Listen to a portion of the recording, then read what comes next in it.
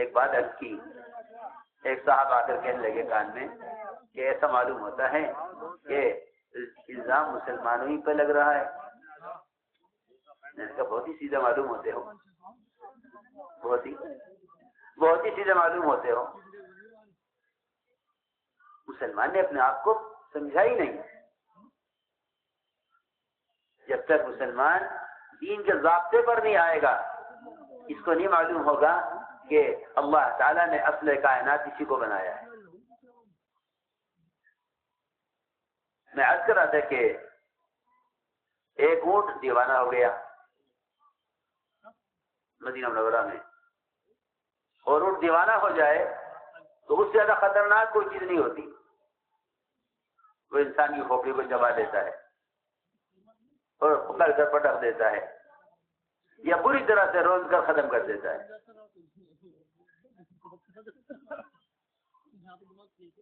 صحابہ نے عرض کیا حضور اکرم صلی اللہ علیہ وسلم سے کہ رسول اللہ ایسا ایک اونٹ دیوانہ ہو گیا ہے اور آپ اس طرف نہ جائیے گا. فرمایا کہاں ہے وہ؟ کہاں ہے وہ؟ جی وہ اس طرف ہے.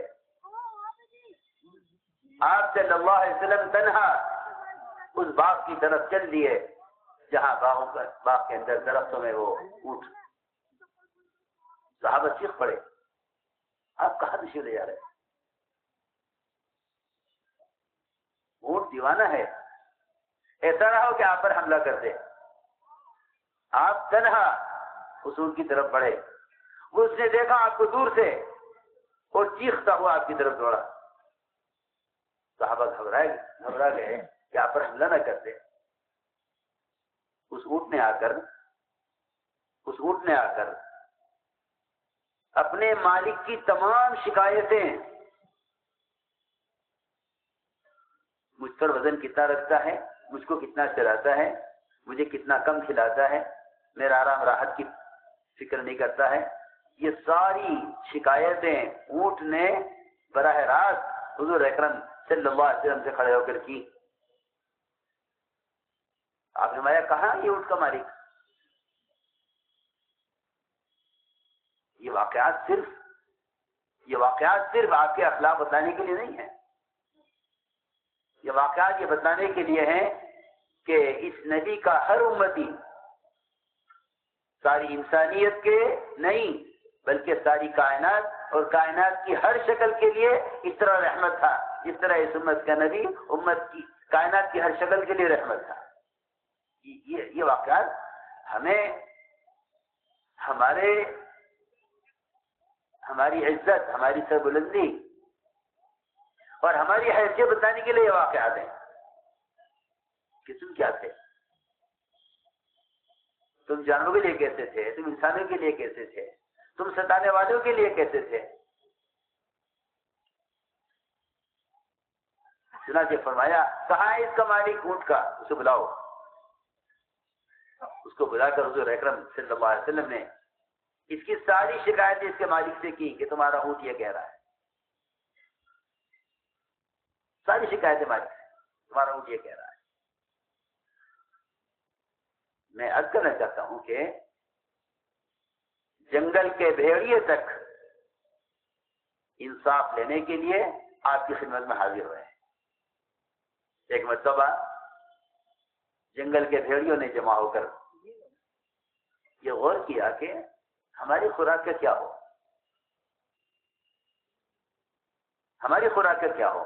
ہماری خوراک ان بکریوں سے ہے اور یہ بکریاں ان مسلمانوں کے ریوڑ ہیں.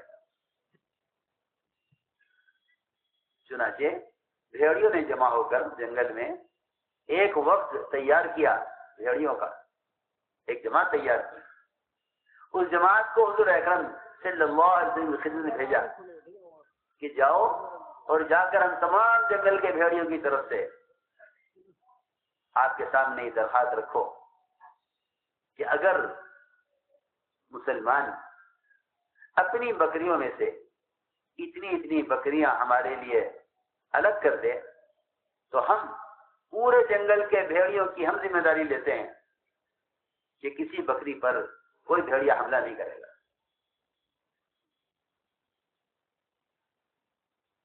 سوچو، جس مسلمان کی ذات سے جنگل کے بھیڑیوں کو انصاف مل جائے اور اس انصاف سے ان تمام مسلمانوں کے بکریوں کے ریوڑ محفوظ رہیں،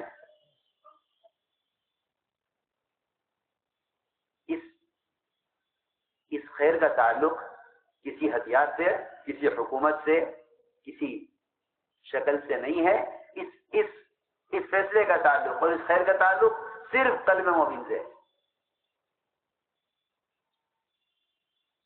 بات کو سمجھنا اور سمجھ کر اس کے مطابق قدم اٹھانا، یہ ہے ہماری ذمہ داری۔ چنانچہ روایت میں ہے کہ بھیڑیوں کا وقت آپ میں حاضر ہوا اور یہ درخواست رکھی، آپ نے بلایا، ہاں بھائی آؤ، بکریوں والے کہاں، ان کو بلاؤ۔ بکریوں والے آ گئے، آپ نے فرمایا دیکھو یہ وقت ہے، بھیڑیوں کی طرف سے بھیجا گیا ہے جنگل سے، یہ تمہارے سامنے یہ رائے پیش کر رہا ہے، یہ تجویز ہے ان کی کہ اگر یہ اتنی بکریاں ہمیں اپنے ریوڑ سے ہمیں دے دیں، ہر ریوڑ سے ایک تعداد بہت کم، شاید 1 بکری یا 2 بکری ہر ریوڑ سے، ہم اس کی ذمہ داری لیتے ہیں کہ جنگل کا کوئی بھیڑیا کہیں سے آپ کا ریوڑ گزر جائے، کوئی بھیڑیا نظر اٹھا کر نہیں دیکھ گا آپ کی بکری کو۔ صحابہ نے عرض کیا کہ رسول اللہ ہم کیسے اپنی بکری اٹھا کے ان بھیڑیوں کو دے دیں؟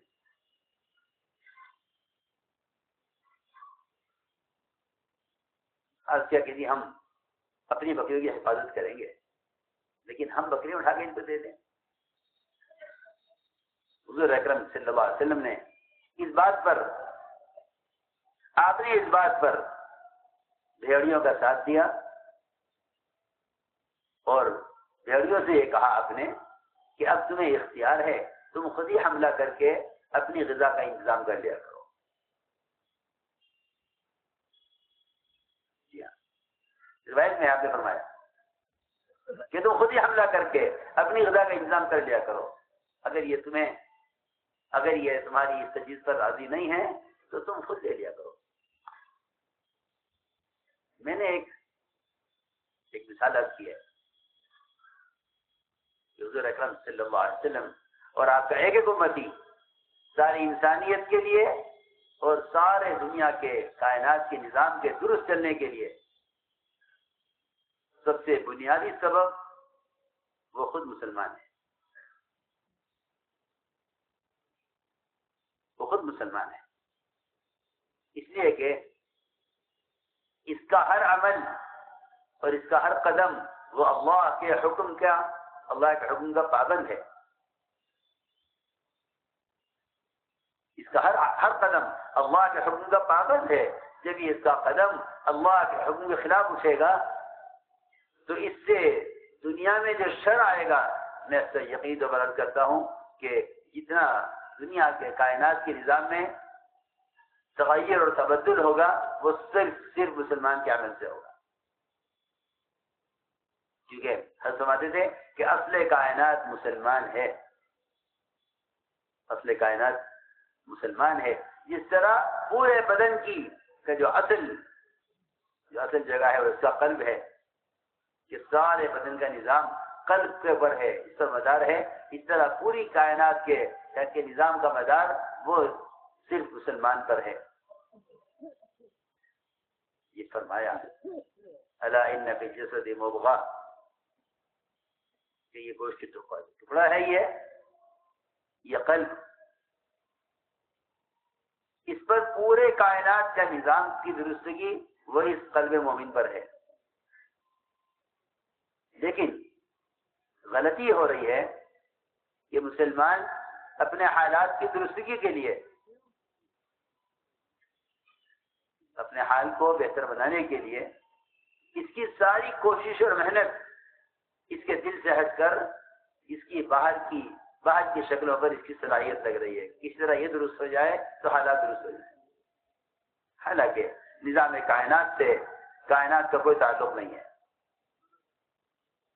نظام کائنات سے کائنات کا قدر کوئی تعلق نہیں. نظام کائنات کا تعلق براہ راست مومن کے بدن سے نکلنے والے اعمال سے ہے.